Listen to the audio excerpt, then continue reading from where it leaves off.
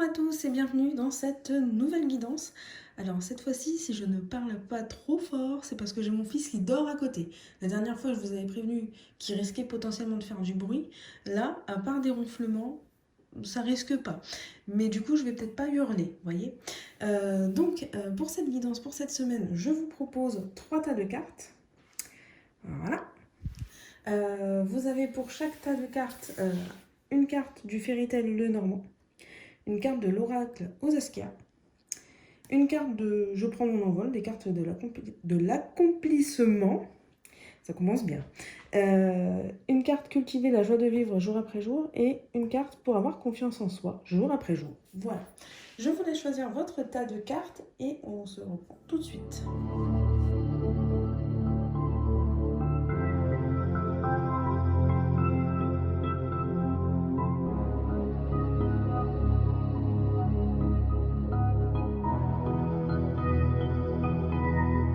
Voilà, j'espère que vous avez eu le temps de choisir votre tas de cartes. Alors, avant toute chose, dans la description de la vidéo, en première ligne, vous allez avoir un lien.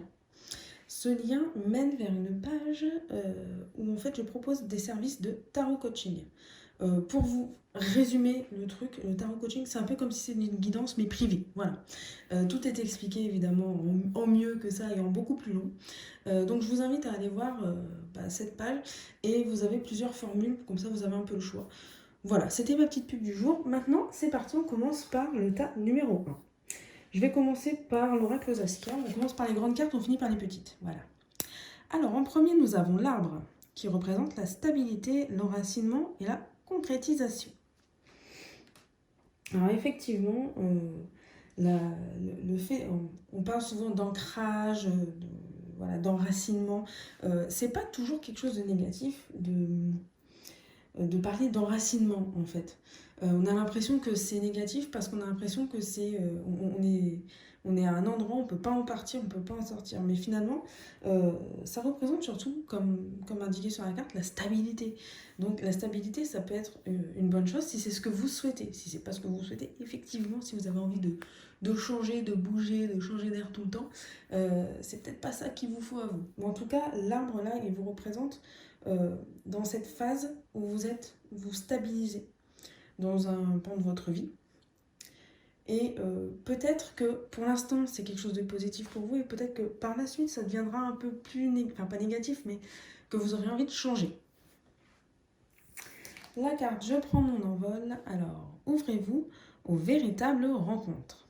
Chaque rencontre que vous faites constitue un rendez-vous avec vous sur le chemin de votre évolution. Apprenez à mieux vous connaître dans chaque miroir que la vie vous tend. Bon, bah là, en ce moment, les rencontres, comment dire, c'est peut-être pas ça qu'on fait le plus, voilà. Mais en tout cas, ça peut être des rencontres virtuelles, ceci dit. Hein. Bon, c'est pas précisé sur la carte, mais je me permets. Apprenez à mieux vous connaître dans chaque miroir que la vie vous tend. C'est une très très belle phrase. Moi, quand je vois chaque miroir que la vie vous tend, c'est un peu, je vois chaque épreuve de la vie en fait. Et apprendre à se connaître, c'est apprendre à gérer aussi ces épreuves que la vie nous tend. Le Fairy Tail, eh bien nous avons la clé.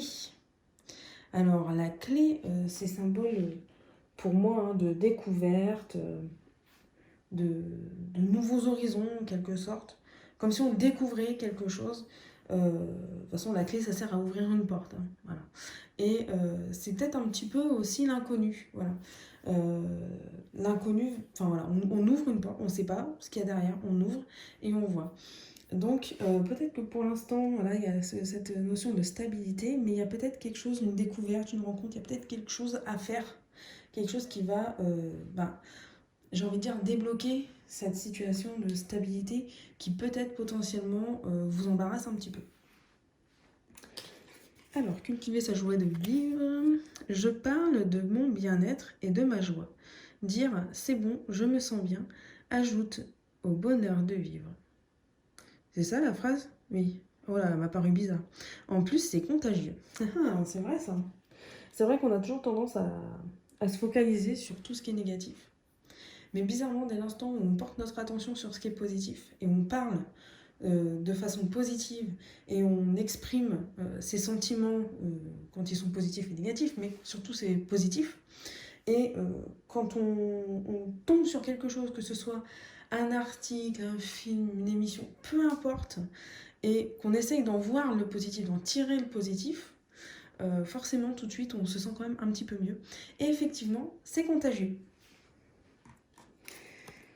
Et ensuite, pour avoir confiance en soi, je m'accorde le droit de devenir, chaque jour davantage, ce que je suis vraiment. Le seul vrai chemin d'épanouissement, c'est ce lent voyage vers le centre de soi-même, là où s'exprime et se développe notre être vrai.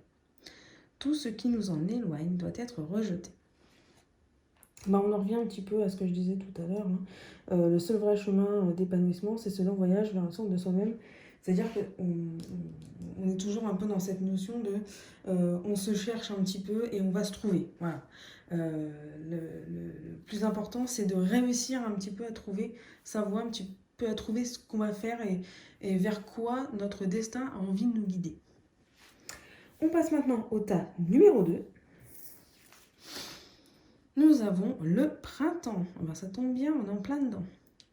La naissance, l'éveil et la jeunesse. Alors, moi, le printemps, effectivement, avec la naissance, l'éveil et la jeunesse, pour moi, il y a quelque chose qui se crée. Il y a quelque chose de fécond, là, qui se crée. Alors, ça peut être très lent. Voilà, l'image, moi, je sens quelque chose de lent, quelque chose qui prend son temps, quelque chose qui s'installe petit à petit. Et le printemps, effectivement, ça représente souvent tout ce qui est fécond et tout ce qui est en train de se créer. Alors, je prends mon envol. Prenez votre élan. Le voyage commence. Vous avez besoin de prendre de l'altitude, de connaître de nouveaux paysages. C'est très drôle de sortir des cartes comme ça en ce moment, je vous jure. Et de découvrir de nouvelles facettes de vous-même. Prenez une grande inspiration et laissez-vous porter par ce nouvel élan. L'aventure commence. Écoutez, si je ne dis pas de bêtises, au moment où vous allez voir cette vidéo, on se rapproche du déconfinement, si c'est pas changé d'ici là. Donc effectivement, peut-être qu'il y a quelque chose qui est en train de se créer, quelque chose qui va émerger là, et effectivement, l'aventure commence peut-être pour vous. Ça peut être des fois un nouveau job, voilà, un déménagement, un machin. Donc comme techniquement, moi, au moment où je filme cette vidéo, on est encore confiné, mais peut-être que quand vous la regarderez, vous n'y serez plus. Ça s'annonce peut-être potentiellement positif pour vous. Ah bah tiens, on a le bateau. Alors ship, je sais pas si ça veut dire vraiment bateau, parce que moi chez moi c'est boat. Mais on va dire que c'est un bateau, on est d'accord? Bon, voilà. Pareil, en fait, c'est un symbole de voyage, de mouvement, de nouveau départ aussi, un petit peu, d'aller vers des nouvelles horizons, enfin de nouveaux horizons, d'aller vers des choses qu'on ne connaît pas encore. Et c'est ce que je disais là aussi, je crois. On commence quelque chose, là, on démarre, là, on vous sent, là, le tas numéro 2, là, vous êtes parti dans votre lancée, là. Ensuite, je ne rate pas une occasion de fêter la vie. Changement de saison, journée ensoleillée en plein hiver, journée de pluie en plein été. Fêter ces petits événements, c'est mettre en valeur ce que la vie a de merveilleux et de joyeux pour oublier un moment le reste. C'est vrai que c'est important, hein. Même si fêter la pluie, c'est pas trop mon truc à moi personnellement. Mais il y a des gens qui aiment bien la pluie, hein, il y a des gens qui aiment bien le mauvais temps, il y a des gens qui n'aiment pas le soleil, donc faites. Fêtez ça, faites-vous plaisir et voilà, célébrez la vie. Et ensuite, nous avons j'affronte mes peurs. Pour traverser la peur et la dépasser, il faut avant tout arrêter de l'éviter. Alors ça, c'est vrai, je suis d'accord. Je suis d'accord que des fois, il faut affronter ses peurs. Alors, c'est pas toujours facile, surtout quand on a une phobie. Une phobie et une peur, c'est pas pareil. Une phobie, d'ailleurs, j'ai fait une vidéo à ce sujet, je vous la mets en fiche. J'ai fait une vidéo sur comment on peut gérer un peu mieux ses phobies et apprendre à s'en débarrasser. Alors, c'est pas facile, mais pour moi, une phobie, c'est plus qu'une peur, c'est vraiment... on pète un câble avec une phobie, quoi. Là, on parle des peurs. La peur, par exemple, si vous n'avez pas le vertige, j'insiste bien, vous n'avez pas le vertige, et qu'on vous propose de faire un saut à l'élastique, quand vous allez être en haut du pont ou de je ne sais quoi, eh bien, vous allez peut-être potentiellement avoir peur de sauter, sans pour autant avoir le vertige. C'est pas tant la hauteur qui vous fait peur, mais ça va être plutôt le fait de se jeter dans le vide en se disant est-ce que l'élastique il va tenir, est-ce que je vais pas m'éclater au sol comme une crêpe. Bon, voilà, il y a potentiellement des peurs qui vont vous envahir. Et affronter ces peurs, c'est se jeter dans le vide. En fait, dès l'instant où dans la vie, vous allez être confronté à faire quelque chose où vous ressentez de la peur, pensez à ça, pensez à se jeter dans le vide et puis se faire confiance et faire confiance aux éléments qui nous entourent aussi. Parce que quand on se jette dans le vide, quand on fait du saut élastique, il faut avoir confiance en l'élastique et au mec qui t'a accroché aussi, l'élastique. C'est surtout ça qui est très important. Donc, quand on est face à une peur, quelque chose qui nous angoisse, par exemple, ça peut être pour un nouveau travail. C'est vrai que des fois, quitter un job pour un nouveau, on sait ce qu'on perd, mais on ne sait pas trop ce qu'on gagne. Donc, on peut avoir peur, mais je pense que de base, il faut apprendre à savoir se jeter dans le vide et se dire allez, c'est bon, j'y vais, je fonce. Si jamais ça marche pas, eh bien, je retiendrai des leçons et je saurai ce qu'il faut faire, ce qu'il ne faut pas faire, à qui il faut faire confiance ou pas. Voilà pour le tas numéro 2. On va faire le tas numéro 3 et je passe de l'autre côté du trépied. Hop. Nous avons la ville, l'activité, une période de travail, les immeubles. Très belle cette illustration avec la pleine lune. Alors effectivement, comme je disais tout à l'heure, et potentiellement que vous êtes peut-être plus confiné au moment où vous regardez la vidéo. Moi non plus d'ailleurs, même si j'y reste de moi-même, parce que je ne compte pas sortir comme avant. L'activité, une période de travail, c'est... alors même si vous regardez cette vidéo, vous allez dire mais moi je suis au chômage, tu me parles d'une période de travail, j'ai envie de t'éclater là. Une période de travail, c'est pas spécialement on va à un travail, on est salarié, on est entrepreneur ou quoi que ce soit. Ça peut être une période de travail sur soi-même aussi, hein. Ça peut être quelque chose d'intérieur. Donc là, c'est la phase que vous allez traverser. Vous allez être en pleine période d'activité en fait. Et vous allez peut-être un petit peu vous remettre en question sur certaines choses. Je prends mon envol. Ayez confiance, vous êtes en sécurité. Prenez conscience que vous traversez seulement une zone de turbulence qui vous mènera vers une meilleure destination. Alors lâchez prise et faites confiance, tout ira bien. Eh ben, je pourrais pas dire mieux. Franchement, je pourrais pas dire mieux. Avoir confiance, se sentir en sécurité, c'est quelque chose de très très très important. Et si on ajoute ça à la carte de la ville, moi ça me permet de... On se ressent sur certaines choses et on se rend compte peut-être qu'on est bien là. Que ce soit au travail ou autre, hein, sur un autre plan de notre vie, mais on se rend compte qu'on est bien. Comme je disais tout à l'heure, des personnes qui peut-être potentiellement sont sans emploi, peut-être que c'est effectivement la meilleure place à laquelle vous êtes en ce moment, parce que peut-être que si vous étiez en travail, enfin un salarié quelque part, ou peu importe, ça se passerait peut-être mal. Des fois, les périodes de non-travail, elles sont utiles pour apprendre à se recentrer, à trouver quelque chose qu'on aime le mieux, quoi.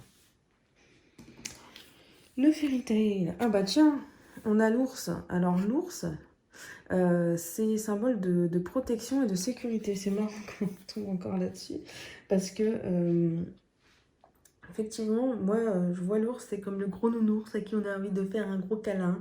Et que quand on est dans ses bras, on se sent bien, on se sent en sécurité. Tout va bien, tout va pour le mieux. C'est protecteur. Et voilà, et on se sent protégé.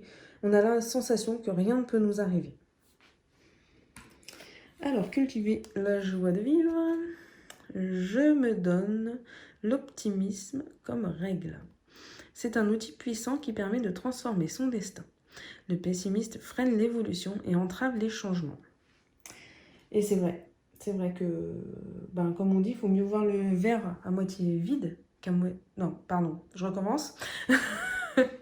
Il vaut mieux voir le verre à moitié plein qu'à moitié vide. C'est sûr que c'est toujours mieux de voir quand le verre est à moitié plein. Pour moi, dès qu'il y a du liquide dans le verre, ça veut dire qu'il est à moitié plein. Voilà, je vois toujours les choses de la façon la plus optimiste qui soit. C'est pas le cas de tout le monde, c'est dur à faire, hein, c'est un travail sur soi-même. Et je vous rappelle que c'est le bon moment pour faire ça. Hop. Je m'efforce de faire passer mes propres désirs avant ceux que m'ont inculqué les autres. Un premier pas nécessaire qui peut renverser la vapeur de façon étonnante. C'est vrai que il faut d'abord penser à soi avant de penser aux autres. Et je ne dis pas par là qu'il faut jamais penser aux autres. Ne me faites pas dire ce que j'ai pas dit. Mais il faut d'abord pouvoir se sentir soi-même en sécurité.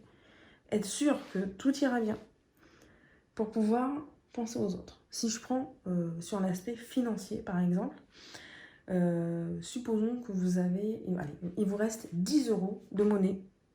Voilà, 10 € de monnaie. Et vous n'avez pas de carte bleue, rien que dalle. Vous n'avez que 10 €. Il est midi, vous avez faim. Est-ce que les 10 €, vous allez les utiliser pour vous acheter à manger? Ou est-ce que vous allez le donner au premier mec qui vous alpague pour une association? Sachant que du coup, vous n'aurez pas à manger et vous ne pourrez pas avoir à manger avant le soir. Et que vous crevez la dalle. Personnellement, vous allez peut-être trouver ça égoïste, mais moi, personnellement, j'achète à manger. Parce que je pense d'abord à mon bien-être, à ma sécurité, à mon confort. Et après, on voit pour le reste. Il faut d'abord se mettre soi-même en sécurité, se protéger soi-même, et ensuite penser aux autres. Voilà donc pour la guidance de la semaine. Vous trouverez également dans la barre d'infos, dans la description de la vidéo, vous trouverez le lien pour réaliser le défi gratuit, le défi Bipositif. Donc c'est 7 jours de défi, des petites activités à faire quotidiennement que vous recevez sur votre boîte mail. Donc voilà, je vous invite à cliquer sur le lien, c'est entièrement gratuit évidemment. Et puis on se retrouve prochainement pour une nouvelle guidance. Ciao!